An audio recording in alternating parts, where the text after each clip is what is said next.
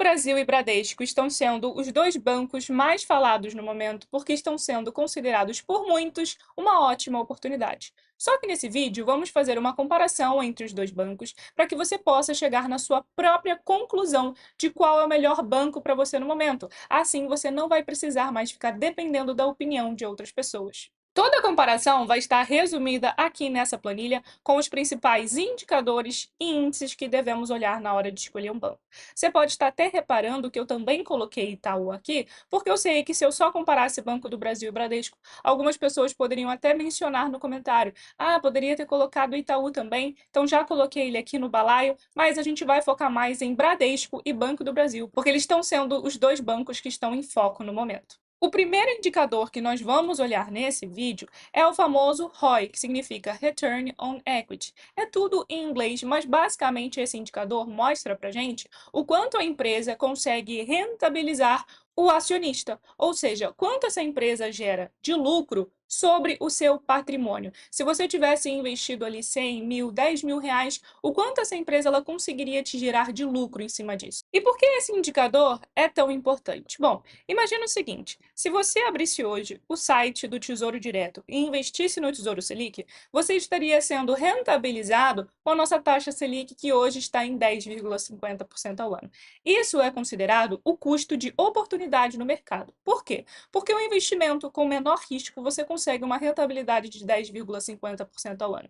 Você concorda que para você correr mais risco, você teria que ter um retorno acima do que esses 10,50%? Porque senão não valeria a pena, você deixaria ali o seu dinheiro no Tesouro Selic rendendo essa taxa ao ano. Então o ROI, ele é um indicador muito importante para a gente ter noção do quanto essa empresa ela está rentabilizando de fato o acionista. Se for uma rentabilidade muito baixa, não faria muito sentido o investidor correr mais risco investindo em renda variável para um ativo que não dá tanto retorno assim. Só que a gente não pode olhar um indicador isoladamente, tá? No caso do Bradesco, o ROI está um pouco mais baixo devido ao momento que a empresa está passando, mas isso não significa que é uma empresa ruim e que não dará retornos no longo prazo. Tudo que a gente vai ver nesse vídeo precisa ser analisado em conjunto antes de ser tomada uma decisão de fato. Vamos olhar também a famosa margem líquida. E o que significa esse indicador?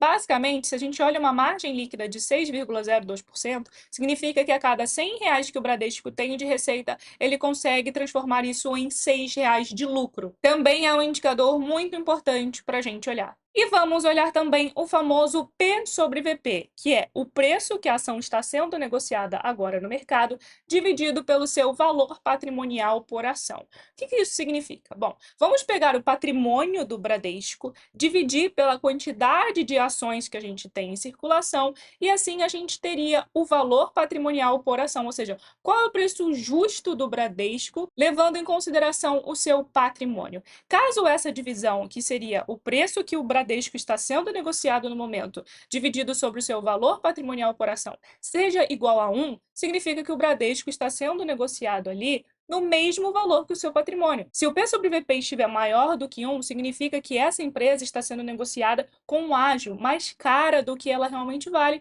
E se for abaixo de 1, significa que essa empresa está sendo negociada com um desconto, com um valor abaixo do que ela realmente vale em relação ao seu patrimônio líquido. Agora que a gente já entendeu melhor o significado de cada um desses indicadores, vamos voltar para a nossa planilha e fazer a primeira comparação, que é a comparação do ROI. O Banco do Brasil hoje possui um ROI de 19,77%, Bradesco de 7,98% e Itaú de 19,17%. Lembrando que o ROI é aquela divisão de lucro sobre o patrimônio, ou seja, o quanto essa empresa consegue rentabilizar o acionista. O P sobre VP de cada uma dessas empresas está no seguinte nível: Banco do Brasil está com P sobre VP de 0,86, Bradesco 0,81 e Itaú 1,74. O que a gente consegue perceber através desse indicador é que o Itaú é o único banco que não estaria com desconto hoje, né? Ele está sendo negociado acima do seu valor patrimonial por ação. O Bradesco seria a empresa que está com maior desconto. Isso é reflexo de alguns acontecimentos. O primeiro acontecimento é que o Bradesco ele não está numa das melhores situações. Ele está passando por casos de inadimplência. Isso automaticamente afeta a rentabilidade do banco, o lucro do banco. Ele também está passando por um processo de reformulação. Isso, querendo ou não, é refletido no mercado. O mercado faz um desconto dessa ação. Ele não vai pagar caro para uma empresa que não está nos seus melhores momentos. E por que que o Banco do Brasil também tem um P sobre VP mais baixo? Basicamente porque ele é uma estatal. E estatal já tem esse risco embutido. O mercado já enxerga esse risco e automaticamente o banco acaba ficando mais barato. Um banco estatal ele pode ser utilizado pelo governo para adotar algumas políticas, então isso é precificado no mercado. O Itaú, que é um banco privado que está com uma ótima saúde financeira e não está passando por problemas, acaba sendo negociado com múltiplos um pouco mais elevados, devido a todos esses fatores. Ele não teria motivo para estar descontado no momento. O próximo indicador, que é a famosa margem líquida, o Banco do Brasil é o banco hoje que tem a maior margem líquida de 12,98%. Depois a gente tem Itaú com 11,20% e o Bradesco com 6,02%. Lembrando mais uma vez que tudo isso é reflexo da saúde financeira do Bradesco nesse momento. E agora nós vamos entrar em alguns índices, tá? Que mostra a questão da inadimplência dos bancos e a gente vai entender que o Bradesco ele está com uma inadimplência um pouco mais elevada, índice de eficiência, índice de cobertura. O índice de eficiência é basicamente a divisão de despesas sobre receitas. Quanto mais despesas o banco tiver, maior o índice de eficiência. Ou seja, um índice de eficiência bom é aquele cada vez menor, porque um índice de eficiência menor mostra que o banco está tendo mais receitas do que despesas. Nesse caso, se a gente for olhar o índice de eficiência de todos esses bancos aqui, a gente consegue perceber que o menor índice de eficiência é o do Banco do Brasil, de 25,90%. Lembrando que quanto menor esse índice, melhor. O segundo melhor índice de eficiência fica com o Itaú, com um índice de 38,30%, e o Bradesco está com um índice de eficiência de 50%.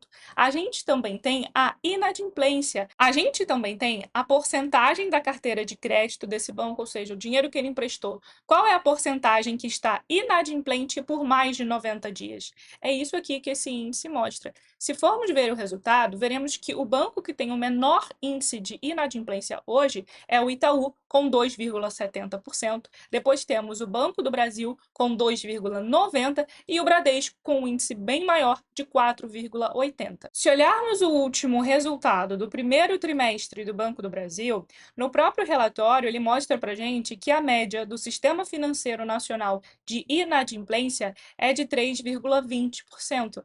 Nesse caso, tanto o Itaú quanto o Banco do Brasil estão abaixo da média do Sistema Financeiro Nacional, mas o Bradesco está bem acima da média. Só que por mais que ele esteja com uma inadimplência acima da média, é uma inadimplência que está começando a ter quedas. Ele teve um pico de inadimplência total de 5,6% em setembro. A gente teve uma queda em dezembro e agora em março caiu mais um pouco em 4,8%. Essa queda, pelo que eu li, né, está sendo um pouco mais lenta do que o mercado estava esperando, mas de qualquer forma não deixa de ser o banco agindo para controlar esse indicador que realmente vem afetando em muitos resultados do banco. Voltando para a nossa planilha, a gente tem o próximo índice, que é o famoso índice de cobertura.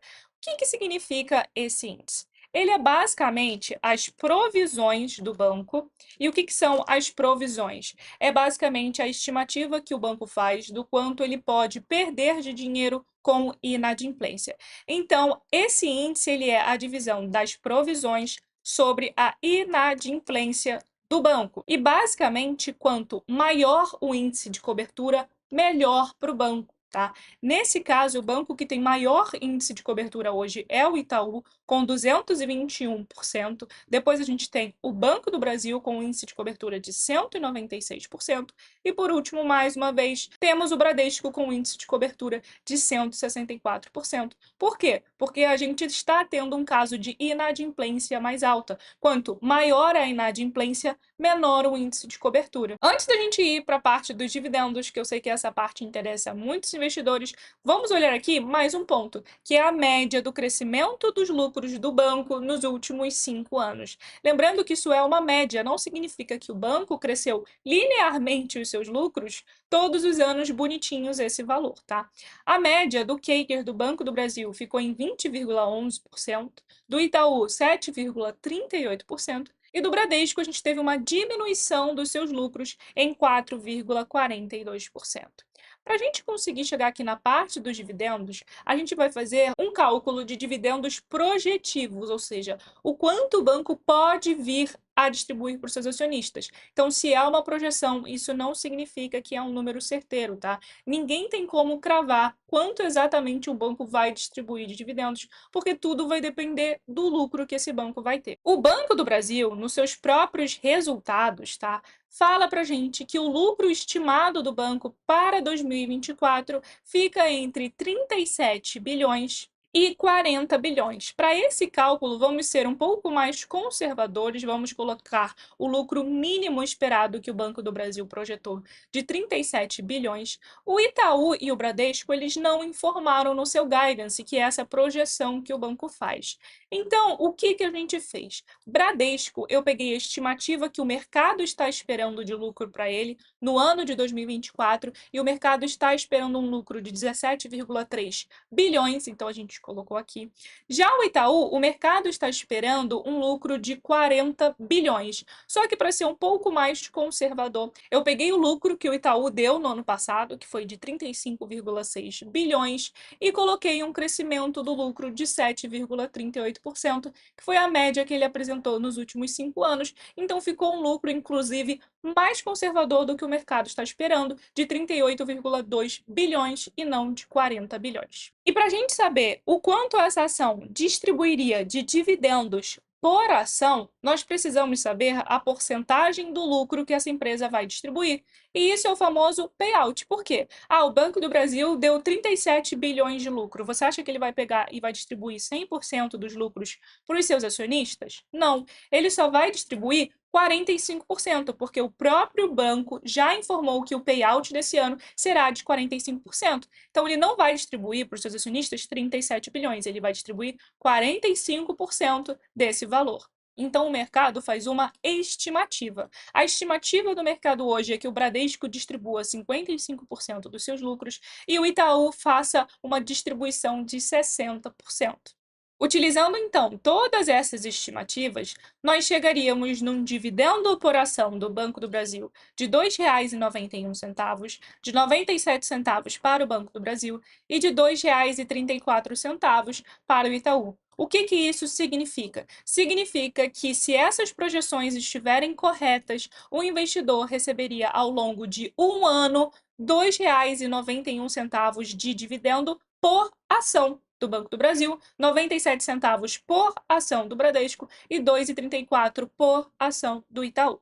Para a gente ter, então, uma estimativa, vamos fazer aqui uma simulação. Vamos supor que um investidor colocou R$ 10.000 em Banco do Brasil, R$ 10.000 em Bradesco e R$ 10.000 em Itaú. Qual foi o preço que ele pagou em cada uma dessas ações? Ele comprou no mercado hoje, então ele pagou R$ 26,76 no Banco do Brasil, R$ 12,65 no Bradesco, R$ 32,95 no Itaú. Se a gente pegar R$ 10.000 e dividir pelo preço da ação, quantas ações esse investidor conseguiu comprar de cada uma dessas empresas? Conseguiu comprar 374 ações do Banco do Brasil, 791 ações de Bradesco, R$ 303 do Itaú. Agora a gente consegue saber o quanto esse investidor receberia de dividendos. Se todas essas expectativas realmente se concretizarem e o banco distribuir R$ 2,91 por ação, se o investidor tem 334 ações, quanto de dividendo esse investidor recebeu ao longo de um ano? R$ 1.085. E tanto no Bradesco quanto no Itaú, ele teria recebido, se a gente multiplicar o dividendo por ação vezes a quantidade de ações, teria recebido no final de um ano R$ 767,20 no Bradesco, R$ 710 no Banco Itaú. Isso daria um dividend yield, ou seja, qual o retorno em porcentagem que esse investidor teria em relação aos dividendos? Um retorno de 10,86% no Banco do Brasil, 7,67% no Bradesco e 7,10% com o Itaú. Lembrando que isso aqui seria apenas o resultado com a distribuição dos dividendos, desconsiderando uma possível valorização das ações. Se formos fazer aqui uma classificação em cada um desses indicadores, o que a gente consegue perceber? Tudo que estiver em verde significa primeiro lugar, laranja, segundo lugar, vermelho, terceiro lugar. Então, o Banco do Brasil fica em primeiro lugar em relação ao seu ROI, bem apertado com o Itaú, mas ainda fica em primeiro. Margem líquida, índice de eficiência e o crescimento dos seus lucros nos últimos 5 anos. fica em segundo lugar com o seu P sobre VP, em segundo lugar com o seu índice de inadimplência e em segundo lugar com o seu índice de cobertura. O Itaú fica em primeiro lugar com o seu índice de inadimplência e o seu índice de cobertura, em segundo lugar no seu crescimento de lucro, no seu índice de eficiência, margem líquida e ROI, ele só fica em último mesmo em relação ao seu P sobre VP. Já o Bradesco, ele fica em primeiro em relação ao seu P sobre VP, ou seja, seria o banco mais barato no momento, mas é o banco que tem menor ROI, menor margem líquida, menor índice de eficiência, maior índice de inadimplência, menor índice de cobertura e menor crescimento dos lucros nos últimos 5 anos. Automaticamente, tudo isso aqui implica numa ação mais barata, só que o investidor que tem noção da situação do Bradesco, que acredita que o banco realmente vai conseguir se reestruturar. Se a gente entrar na demonstração de resultados do Bradesco, o próprio banco ele mostra para a gente o seu plano estratégico para poder recuperar a sua rentabilidade de forma sustentável, com maior agilidade, eficiência e uso de tecnologia. O investidor que acredita nessa recuperação, ele precisa ter paciência. Esse resultado ele não vai ser entregue de um dia para o outro. Muitos investidores investem achando que vai ser uma valorização abrupta, repentina, assim. Vou comprar hoje, o Bradesco vai se reerguer, daqui a pouco tempo eu já vou ter uma ótima rentabilidade. Mais uma vez eu falo, o investidor ele precisa analisar a conjuntura atual do banco, que está no processo de reestruturação e de recuperação, se ele acredita que ele faça os investimentos focando numa recuperação no longo prazo, e não esperando um banco que vai se reerguer assim do dia para a noite. Porque senão, o que acaba acontecendo? O investidor coloca dinheiro no Bradesco, daí passa um tempinho, o banco não mostra algum resultado, aí o investidor vai lá, vende, ou vende no prejuízo, ou vende no 0 a 0, vai para outro lugar e assim fica sempre pulando de galho em galho. Olhando aqui a comparação, a gente consegue perceber que hoje o Banco do Brasil acaba se destacando em muitos indicadores, e justamente por isso que ele também é um banco que está em foco, porque ele tem ótimos indicadores com o P sobre VP mais baixo do que, por exemplo, o Itaú, que também tem ótimos indicadores, mas acaba sendo um banco um pouco mais caro. A partir dessa comparação que a gente fez aqui, você já pode deixar aqui nos comentários qual foi a sua conclusão. Qual banco, através dessa comparação, você achou melhor para você investir nesse momento?